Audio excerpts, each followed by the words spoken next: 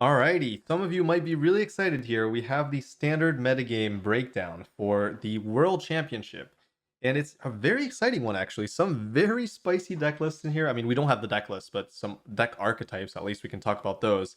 And some surprising number of very good new cards and very interesting new cards. I'm very happy to see a metagame like this. It's been a long time, I feel like, for standard that we haven't had like 40% of the same deck, 50%, 60% even in some egregious cases.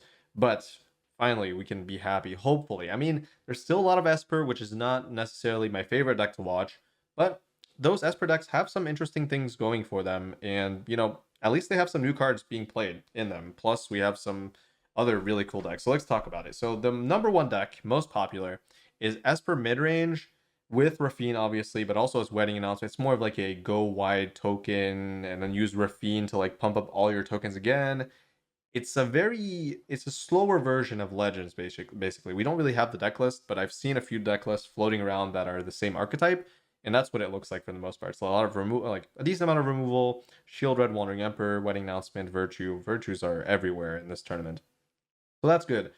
Number two, I'm actually very surprised, but at the same time, I can see it. Mono red can pretty much win any tournament. So mono red at just around, well, 9.5%, I guess, just around 10%. So pretty impressive numbers for mono red there. And I think those players are either going to get destroyed or go very far because mono red can take, if you win the coin flip, play draw game one, can go very quickly. So I'm not surprised to see that. I wonder what the deck lists look like, if there's any innovation. I think there are a few things that could happen. There's the new 3/3 that can transform into a 4/4. Maybe they're playing that. I don't know if that's the most popular list, but that's pretty interesting.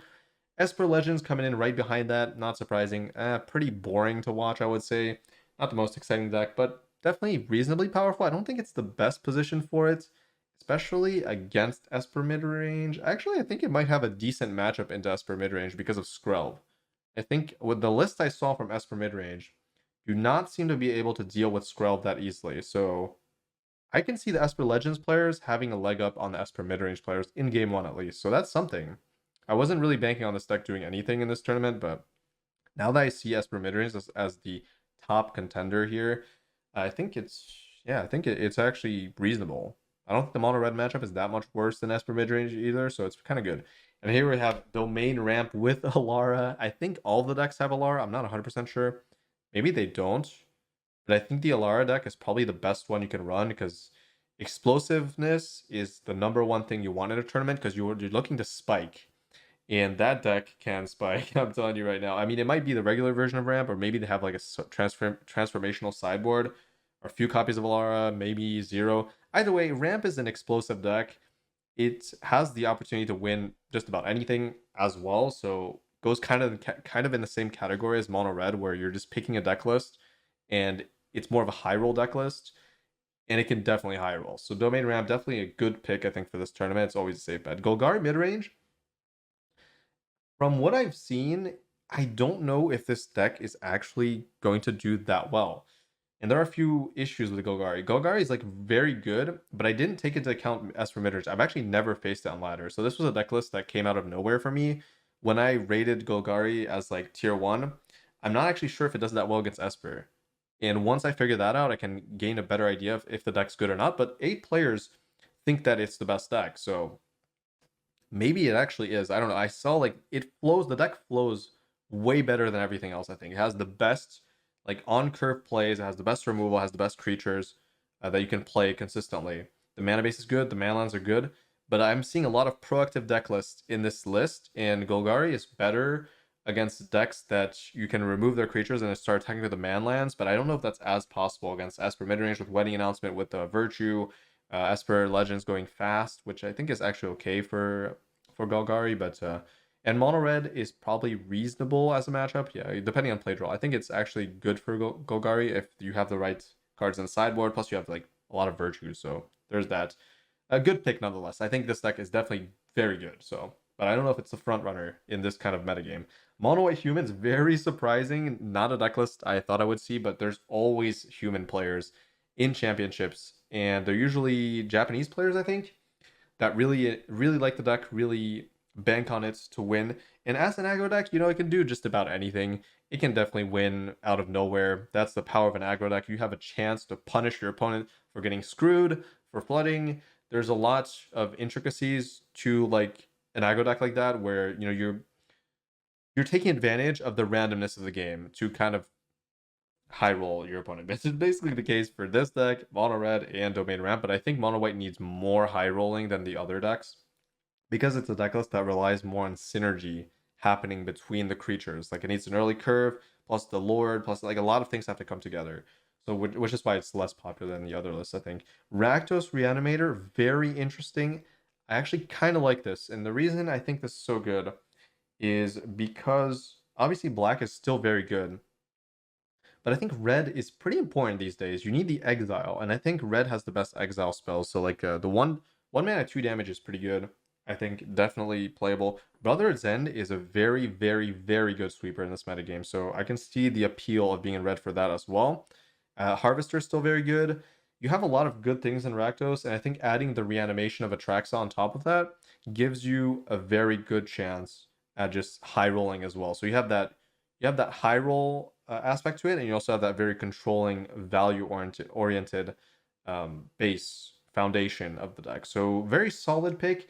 I don't love it just because of decks like Domain. That's my main problem. If you have Stonebrain, maybe it's okay. I don't know what they're gonna do against Domain, because Domain versus Rakdos is very rough. If it's the regular version of Domain, I don't know. Invasion, I don't know if it's worse or better. It's probably the same, honestly. I think they're both bad, but you can duress the invasion and then kind of stifle them. I don't know. We'll see. Esper Control, I wouldn't say it's my favorite pick in this metagame, but it's totally fine. Any control deck, you have to draw really well because most of these decks are proactive, so you need to find your answers on time. That's always the control deck gamble. Can you find your answers? So in a way, you have to high roll as well as a control deck. It's a tough one. But the tools are incredible in control right now. You have Sunfall, you have Farewell, you have good card draw, you have good counter spells, you have good permanence with the Virtue now, you have Black Virtue as well, you have the Wedding Announcement as well. So there's a lot going on, and I think the tools are there. So against the slower mid-range matchups, this control deck is going to dominate. Now against aggro, we'll have to wait and see. That's where you need to draw your answers on time. Azorius Soldiers, the last most represented deck. We know what Soldiers does. It's pretty decent. I think it's better than Mono White. I'm not sure. I feel like having blue gives you the leg up against a lot of decks, and I don't know. I don't know what's better, because Humans has the consistency, but Soldiers has like the better security when you're ahead. Like it has more snowball potential from ahead. Like there's less reversals that can happen during the game. So I like Soldiers more. It fits my playstyle more personally. I would pick it over Mono White, but the simplicity of Mono White is really something that you have to take into account. And then we have other decks, 25%, which is really impressive actually. So very, very impressive. I mean, we have the list of decks here. We got Sultai Mid-Range, which I think is the combo, the infinite mana combo. That's exciting to see. We got Enchantment deck. We got 3 Sultai Mid-Range. That's pretty impressive, actually. Rakdos Sack, which is very weird. Band Control, why not? I mean, kind of weird, but it's probably running that 2-mana enchantment that draws. A Breach deck, why not? Is Blue-White Control, kind of surprising, actually. Sultai Fairies, I don't know what that is. Simic Cauldron is the combo deck. Domain Control, Domain Control, so that means the other deck is always Alara, right? Yeah. 5-color Reanimator. What? What is that? One Demir Fairies player? No, that's one Demir Fairies player. You can see it here. That is something. Only one copy of Fairies. That's there's the Sultai Fairy, but yeah, I don't think Fairies are very good. I'm gonna be honest. I don't think it's a smart pick, but maybe they high roll, because if you draw the Sleep Curse Fairy every game, that deck can do things. That's what I'm going to say about that. Azorius Token's kind of interesting. What else is there? 3 Invasion of Alara. So does that mean, what's the difference between Domain and Ramp? Oh, Domain Control doesn't have any ramp then. So this is not Invasion. Invasion is here. 3 copies of Invasion. So just regular Domain Ramp, which I think is actually better. It's less high rolly, which is good. Okay, we have a breakdown of the decks. So we got the mid-range decks with the Denic and Rafine, which is the Esper mid-range, and the Legends deck that both play these cards, but the shell is different. And we have the reanimation deck with the Cruelty of Gix and the Atraxa, which is going to be pretty good. We have the Soul Cauldron Fairy combo. I mean, I'm excited to see that. That's going to be very exciting. And then we have the Alara Bramble Familiar combo, which is a fantastic high roll kind of a win on turn 5 type of deck.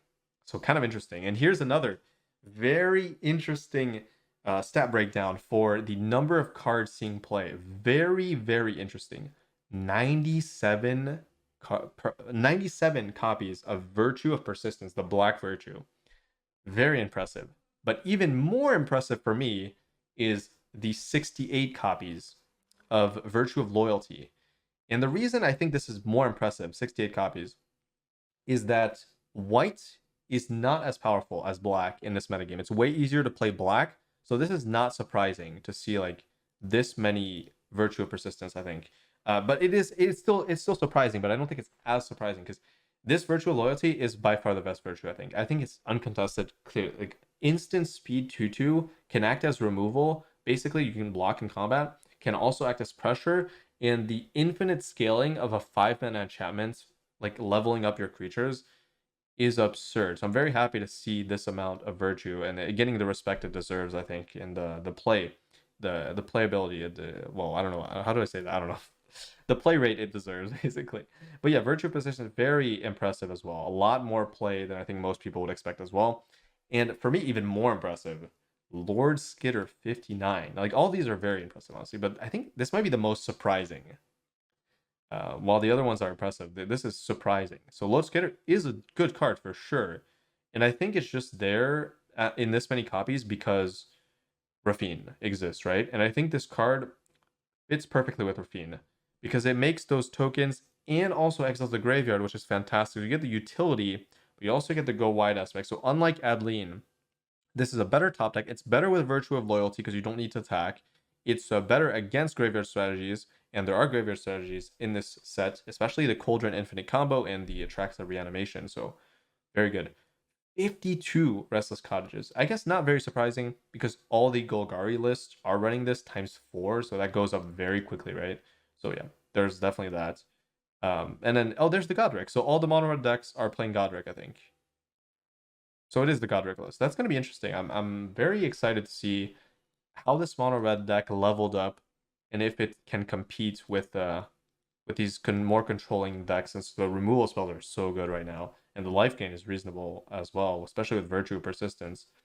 Mosswood Dread Knight, that's all the Golgari lists. So that's taking up most of the black-green lists are the same, and they run 4 copies of each of these, so it's not very surprising, right? A lot of Scoundrel. Oh, a lot of Fortress. Wow, actually. I'm kind of surprised by that. I think Fortress is fine, but tap lands are not something you necessarily want in the deck most of the time. A lot of Secret Fairy. Anyways, there's a lot here. So Virtue, most played card. Restless Cottage, Dread Knights, a lot of those, and then Charming Scoundrel and Godric. So yeah. Anyways, that's my breakdown of the World Championship metagame. I am quite excited, actually. I was not looking forward to watching this at all. I don't really care about most tournaments really these days because Standard used to be in a pretty bad position. But this is kind of exciting, actually. I'm looking forward to watching some of these matches, and I'm looking forward to covering the development of this tournament. So look forward to that. I'll definitely make some more videos on how the tournament's progressing, like top 8, top 16 maybe, we'll see. And yeah, I hope you enjoy this tournament for yourself, and I'll see you in the next video.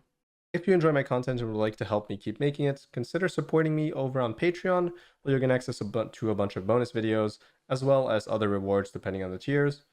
And thank you so much to all the lovely patrons that are already subscribed. I appreciate it very much. And I will see you all in the next video.